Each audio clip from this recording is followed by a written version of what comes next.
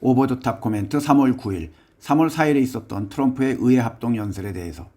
안녕하세요. 약 100분간 진행이 된 역대 가장 긴 의회 연설 중 하나로 기록이 된 상하원 합동회의에서 트럼프는 다음과 같은 이야기를 했습니다. 그는 미국이 돌아왔다며 취임 후 6주 동안 미국의 제조업 분야에 1조 7천억 달러, 2464조 6600억 원 정도의 투자가 이루어지고 100만 개 이상의 일자리가 창출되었다고 했으며 멕시코, 캐나다, 중국과의 무역전쟁을 언급하며 관세 정책이 어떤 영향을 미치는지 설명했습니다.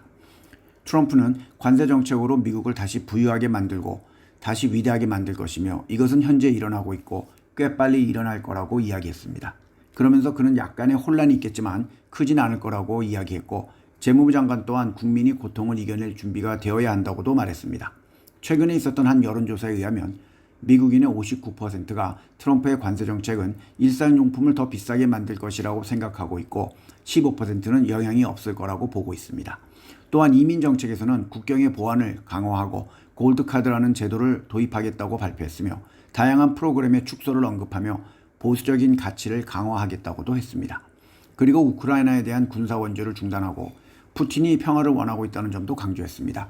그리고 젤렌스키로부터 받은 휴전 요청 서한을 공개하며 우크라이나 전쟁을 종식시키겠다고도 약속했습니다. 그럼 이번 발표로 인하여 한국을 비롯한 다른 국가에는 어떠한 영향이 미치는지 생각을 해보겠습니다. 먼저 그는 미국의 제조업의 강화 및 투자를 유치하겠다고 했기 때문에 미국 내 생산 확대가 강화가 되면 수출의 감소가 있을 수 있지만 미국의 투자를 늘리는 기업에는 혜택이 있을 수도 있습니다. 또한 중국에 대한 관세가 강화가 될 때는 한국 기업이 반사이익을 볼 수도 있겠지만 무역에서 불확실성이 증가할 가능성도 커집니다. 그리고 중국을 대체할 일본, 대만, 베트남 등의 국가들의 대미 수출이 늘어날 가능성도 있습니다. 또한 트럼프의 경제 부양책이 미국 내의 인플레이션을 자극할 경우 페드의 금리 정책이 중요해지며 미국의 금리가 다시 상승하면 어제도 이야기했지만 채권에 투자하는 사람들은 손해를 볼 가능성이 크며 한국을 포함한 국가들의 자본이 미국으로 들어갈 가능성이 커집니다. 그러면 원화가 약세가 될 수 있으며 수출 기업에는 유리하지만 수입 물가는 오르기 때문에 국내 경제에 부담이 될 수 있습니다. 미국은 엄청나게 큰 규모의 부채가 있기 때문에 강한 달러를 선호하고 있으며 중국과 일본을 비롯한 많은 국가들이 미국의 국채에 투자하고 있기 때문에 달러가 폭락을 할 가능성은 없다고 제가 이미 누누이 오랫동안 말씀을 드려왔습니다. 또한 한국과 일본은 방위비 협상에서 미국의 요구를 더 강하게 받을 수 있습니다. 하지만 이것은 미국의 방산기업들과의 협력도 강화가 될 수 있기 때문에 한국 및 일본의 방산업체들도 수혜를 받을 가능성이 있고 하나그룹을 비롯한 방산주들의 주가가 이미 많이 상승을 했습니다. 미국은 반도체 및 첨단 기술을 미국 중심으로 재편하려고 하고 있습니다. 따라서 삼성, SK하이닉스, 대만의 TSMC 등은 미국 내 반도체 공장 투자 확대를 요구받을 가능성이 커졌으며 중국과의 반도체 무역 규제가 강화될 경우에는 한국의 반도체 기업의 중국 사업에서도 불확실성이 커질 수 있습니다. 따라서 한국과 일본은 미국 중심의 반도체 공급망에 더 가까이 접근할 가능성이 높아졌습니다.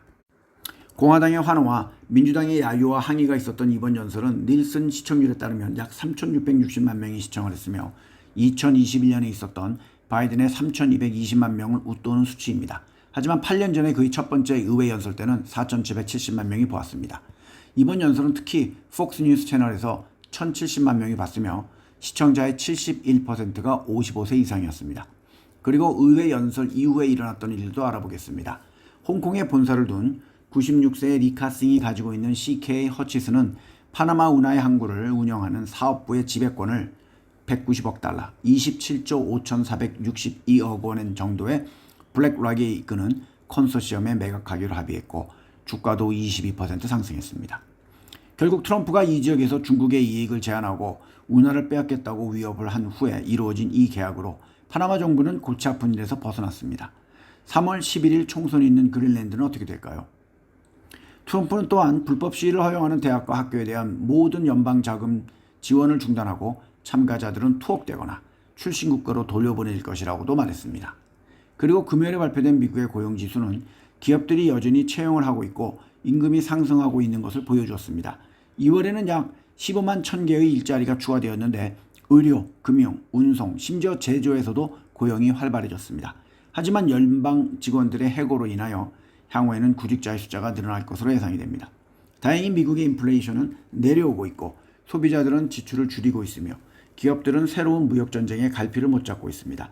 골드만삭스는 향후 12개월 미국의 경제 침체 확률을 15%에서 20%로 높였습니다. JP모건 또한 올해 경기 침체 위험에 대한 전망을 연초 30%에서 40%로 상향 조정했습니다. 최근 우크라이나의 공격을 가한 러시아에 대해서도 트럼프는 제재를 할 것이라고 발표하기도 했습니다. 젤렌스키와 푸틴에게 모두 동시에 압박을 가하는 모습입니다. 최근 미국 IT 기업 주식을 포함한 가상화폐 가격 또한 하락 많이 하면서 투자자들은 갈피를 못 잡고 있는 모습입니다. 저에게도 상당히 많은 분들이 어떻게 투자해야 되는지에 대한 질문을 해오고 있습니다. 저도 생각을 하고 있고 제가 투자의 신이 아니기에 일단 추천을 할 업계와 종목이 생각이 나기 전까지는 구독자분들께서는 밤에 발 뻗고 잘 수 있고 낮과 밤이 바뀌는 투자를 하지 말아야 하며 레버리지가 된 상품, 모르는 나라의 부동산과 채권과 환율, 처음 들었을 때 무엇을 하는 곳인지 모르는 회사, 영어로 된 의미도 모르는 가상화폐, 이루어질지도 모르는 양자 컴퓨터 관련주, 언론에서 광고하는 IPO 등등엔 투자를 하지 마시고 잠깐 관망하는 것을 추천드립니다. 성투하세요.